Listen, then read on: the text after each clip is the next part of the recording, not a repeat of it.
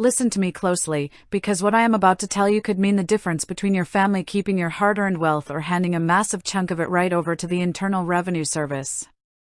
You have worked your whole life.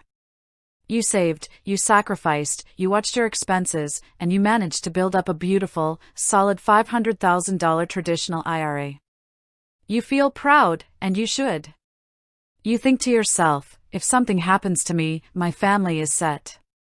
This money will go straight to my kids or my spouse, and they will be safe, but I need you to wake up and face reality right now, because the rules of the game have completely changed.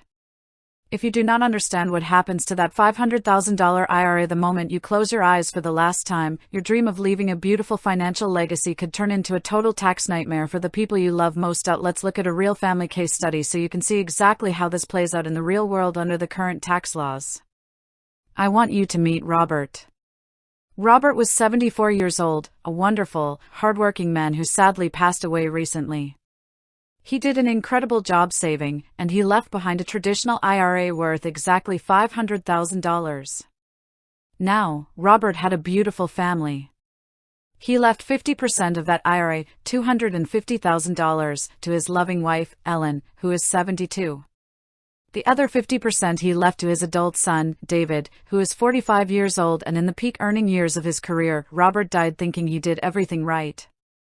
He named his beneficiaries, the money passes outside of probate, clean and simple. But here's the question that should keep you up at night: what actually happens to that money when Ellen and David go to claim it? Do they just get to keep that $500,000 growing safely from taxes forever? Absolutely not. The very first thing you must understand, and format into your brain, is that a traditional IRA is filled with pre-tax dollars.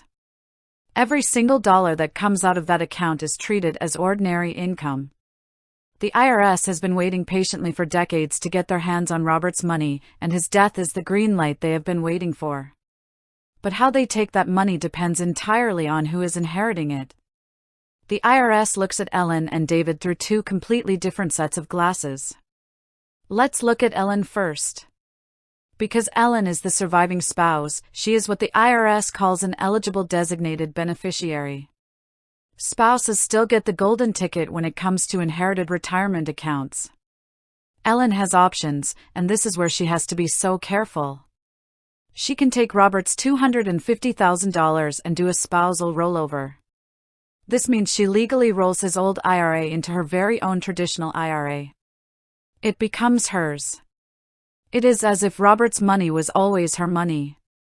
Because Ellen is 72, she does not have to start taking required minimum distributions on her own accounts until she hits age 73.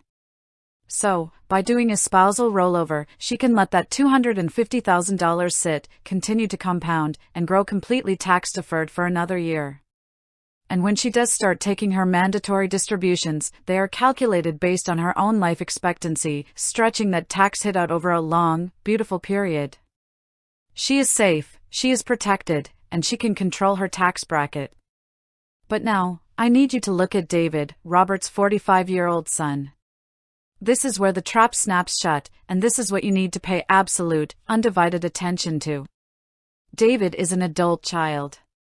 He is not disabled, he is not chronically ill, and he is obviously more than 10 years younger than his father.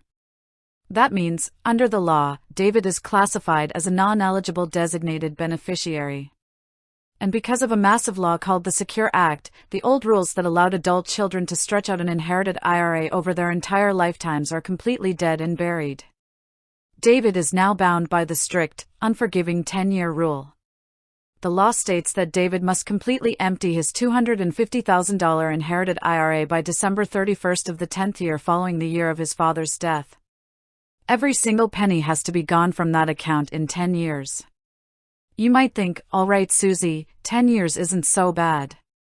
Dropping a massive lump sum like that onto David's tax return will instantly slam him into the highest federal tax brackets, potentially pushing him up to 32 or 35%, plus whatever state income taxes he owes. Before he even knows what hit him, nearly $100,000 of his father's hard-earned legacy is vaporized, going straight to Washington instead of building a life for Robert's grandchildren. It breaks my heart because it is so entirely preventable. So what is the actionable takeaway here?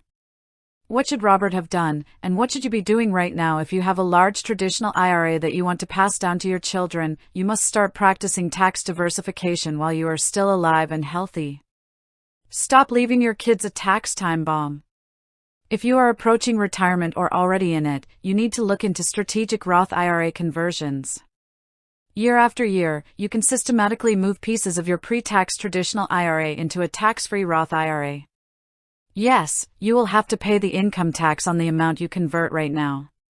But you can control the numbers. You can convert just enough each year to stay within your current lower tax bracket.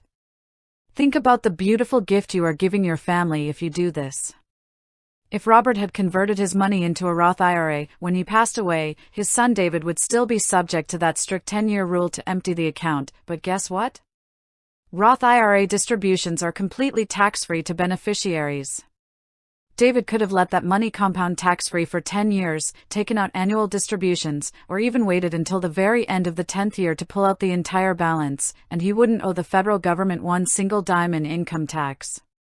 He would get to keep every dollar his father intended for him. Check your beneficiary designations today, talk to a qualified professional, and make sure you know exactly who is getting what, and what the tax bill is going to look like when they get it. Stay safe, stay strong, and protect your wealth.